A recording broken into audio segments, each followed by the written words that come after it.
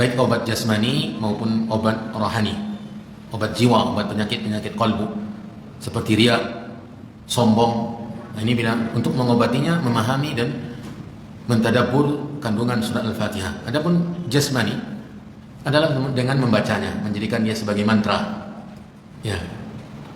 Ada cerita salah seorang syekh di Arab Saudi sana, yaitu Syekh Saleh Al-Utsaimin hafizahullah taala, menceritakan seorang Arab Badui yang disengat oleh kala jengking, padang pasir. Ini sangat berbahaya, dan dengan modal tauhidnya yang kuat, akidahnya yang kokoh, dia membacakan hanya surah Al-Fatihah saja. Maka rasa sakit memang ada, tetapi bahayanya tidak seperti bahaya yang biasanya dari sengatan kalajengking ini. Dan banyak lagi, ya, seperti yang terjadi di zaman sahabat Nabi, sebagaimana yang telah kita pelajari, di mana seorang sahabat membacakan surah Al-Fatihah kepada pemimpin atau kepala suku yang disengat oleh binatang berbisa, lalu sembuh, ya, disembuhkan oleh Allah Subhanahu wa taala. Dan Nabi SAW mengatakan, wa ma yudrika annaha ruqyah, dari mana engkau tahu bahwa surah Al-Fatihah itu adalah mantra. Ini hidayah yang pertama, tinggal kita terapkan, kita praktekkan, terutama dalam masalah penyakit jiwa, penyakit qalbu, ya. Ini sangat luar biasa pengaruhnya surah Al-Fatihah. Kita tadabbur, apalagi kita seringkali mendengarnya dan membacanya dalam surat sunat, dalam surat sir, kemudian mendengarkan bacaan imam. Ini mendengarkan dengan berupaya memahami kandungannya, ini luar biasa. Kemudian kita sudah juga masuk ke hidayah yang kedua. Ini pertemuan yang kedua. Untuk hidayah yang kedua ini yaitu tentang dipetik dari kandungan surah Al-Fatihah tentang tauhid dan pembahagiannya. Tentang tauhid dan pembahagiannya, bahwa adanya penekanan yang sangat tegas tentang tauhid, dan juga adanya pembahagian tauhid. Padahal dia hanya 7 ayat, ternyata ada pembahagian tauhid, baik itu pembahagian dengan dari sisi 2 pembahagian atau dari sisi 3 pembahagian tauhid. Ada dalam surah Al-Fatihah, dan ini akan kita pelajari malam hari ini. Kemudian juga tidak ada salahnya kita menjelaskan kembali tentang tauhid, bahwa tauhid itu adalah mengesahkan Allah, meyakini keesaan Allah dalam perbuatannya, bahwa Allah yang mencipta, Allah yang mengatur alam semesta, Allah yang menghidupkan, mematikan, memberi rezeki, dan yang lain-lainnya, menurunkan hujan, menumbuhkan tanaman, ya, semuanya adalah perbuatan Allah Subhanahu wa taala. Allah yang melakukannya Subhanahu wa taala. Inilah tauhid, meyakini keesaan Allah dalam rububiyahnya, dan meyakini yang kedua keesaan Allah dalam nama-nama dan sifat-sifatnya, bahwa Allah Subhanahu wa taala memiliki nama dan memiliki sifat. Namanya nama-nama yang indah, dan sifat-sifatnya adalah sifat-sifat yang maha sempurna Subhanahu wa taala. Kemudian yang terakhir, meyakini keesaan Allah di dalam uluhiyah, bahwa dia yang berhak satu-satunya mendapatkan ibadah. Ini tauhid. Ternyata keyakinan atau meyakini keesaan Allah dalam 3 hal tersebut ada dalam surah Al-Fatihah. Ada dalam surah Al-Fatihah. Ini akan kita pelajari. Kata penulis Syekh Abdul Razak bin Abdul Muhsin Al-Abbad, ya, hafizahullah taala, seorang guru besar di Universitas Islam Madinah dan juga pengajar di Masjid Nabawi, dan sudah datang berkali-kali ke negeri kita ini, dan bahkan sudah pernah ke Bangkinang ini beberapa tahun yang lalu, ya. Beliau mengatakan, waqad dallat suratul Fatihati ala hadhihi al-anwa' ats-tsalatsa lit-tauhid. Surah Al-Fatihah menunjukkan, ya, tentang pembahagian atau tentang 3 jenis tauhid yang tadi kita sebutkan.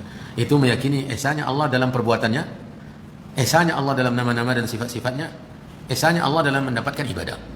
Ya, ada dalam surah Al-Fatihah. Ini akan kita tadabbur. Kata beliau, faqauluhu, maka firman Allah, alhamdulillahi rabbil alamin. Ini ayat yang kedua atau ayat yang pertama. Ada 2 pendapat para ulama. Yang tertulis dalam mushaf Al-Quran sekarang ini, Ya, baik cetakan Arab atau cetakan non Arab, ayat yang kedua setelah Bismillahirrahmanirrahim, Alhamdulillahirabbil alamin, atau ayat yang pertama. Ya. Karena para ulama, sebagian para ulama menyatakan bahwa ayat yang pertama dalam surah Al-Fatihah itu Alhamdulillahirabbil alamin. Apa dasarnya? Hadis qudsi. Hadis qudsi yang sahih, Rasulullah SAW meriwayatkan dari Allah bahwa Allah berfirman, qasamtus salata baini wa baina abdi nisfain. Aku membagi as-salat, maksudnya surah Al-Fatihah yang dibaca dalam salat, antara aku dengan hambaku dua bahagian. Ya, dua bahagian dibagi oleh Allah. Lalu Allah mengatakan, idza qala al-'abdu alhamdulillahirabbil alamin. Apabila hamba itu membaca alhamdulillahirabbil alamin, qala Allah hamidani abdi. Allah tidak mengatakan idza qala al-'abdu bismillahirrahmanirrahim, tetapi langsung mengungkapkan alhamdulillahirabbil alamin. Ini pendapat yang kedua, terlepas dari perbedaan pendapat para ulama. Sekarang kita sedang membahas tentang kandungannya. Maka alhamdulillahirabbil alamin ternyata menanamkan kepada kita tauhid. Kata penulis, apa artinya alhamdulillahirabbil alamin? Segala puji milik Allah, Rabbil alamin, pencipta atau penguasa alam semesta. Ya. Alhamdu, segala puji. Lillahi, milik Allah. Rabbi, pencipta, penguasa. Ya, Rabb. Nanti akan kita ketahui makna Rabb. Ya, al-alamin, alam semesta. Semua selain Allah Subhanahu wa taala. Ini makna atau terjemahan ayat ini. Lalu penulis mengatakan alhamdu. Ya, kata yang pertama di ayat ini adalah alhamdu. Apa artinya alhamdu? Kata beliau, huwa tsana'u 'ala Allah azza wa jalla wa 'ala asma'ihil husna wa sifatihil 'azimah wa ni'amihi allati la tuhsa wa alaihi la tustaqsa, allati la tustaqsa. Alhamdu artinya adalah ats-tsana, pujian. Ya, pujian atas Allah dan atas nama-nama Allah yang indah.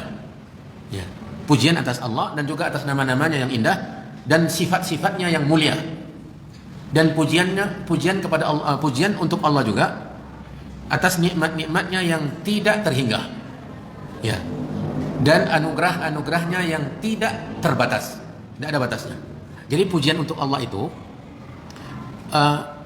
disebabkan oleh berbagai macam sisi. Sisi yang pertama, Allahnya secara zatnya yang maha agung, yang maha besar. Dipuji Allah karena dia memiliki nama-nama yang indah. Dipuji Allah karena memiliki sifat-sifat yang mulia. Dipuji Allah Subhanahu wa taala karena nikmat dan anugerah-anugerahnya. Kalau kita di antara manusia sebagai pendekatan, terkadang pujian itu hanya satu sisi saja. Ya, seseorang memuji orang lain, si A memuji si B karena ketampanannya. Cuma hanya ketampanannya. Dalam masalah sifatnya luar biasa jeleknya.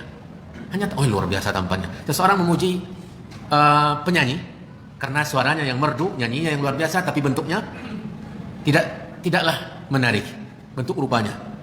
Ya, apalagi tindak tanduknya. Sekian banyak penyanyi yang terkena narkoba. Ya, dan terseret praktek prostitusi. Ya, menyebarkan video-video porno.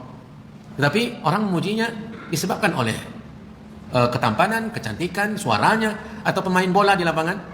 Ya, memuji karena kepiawaiannya dalam mengatur bola di lapangan dengan kakinya. Sementara tampangnya tidak seberapa. Begitu juga misalnya orang memuji seorang penceramah yang luar biasa retorikanya, pandai berbicara, pandai luar biasa, orator yang sebenarnya. Tetapi akhlaknya tidaklah menonjol. Ibadahnya apalagi? Ya. Tampilannya tidak mencontohkan dia sebagai seorang yang mengajak kepada kebaikan. Nah, ini kalau pujian-pujian kita di antara manusia, seorang memuji orang yang kaya raya tetapi dia bakhil. Ya. Ini pujian sesama makhluk. Adapun Allah yang dipuji, itu makna yang mendalam dari kata alhamdu. Makanya memuji dalam bahasa Arab ada berbeda kata-katanya. Ada alhamdu, ada al-madhu. Hurufnya hampir sama. Alhamdu, ha, mim, dal. Al-madhu, mim, dal, ha. Ya. Tetapi berbeda. Ya. Alhamdu sangat mendalam maknanya, yaitu pujian untuk Allah yang disebabkan oleh kesempurnaan zatnya Allah, kesempurnaan dan keindahan namanya Allah, kesempurnaan sifat-sifat Allah, kesempurnaan nikmat-nikmat yang Allah berikan kepada hamba-hambanya. Tidak pernah putus. Allah selalu memberi. Ya, yadahu mal'ah. Kekayaan Allah itu tetap penuh, tidak pernah berkurang.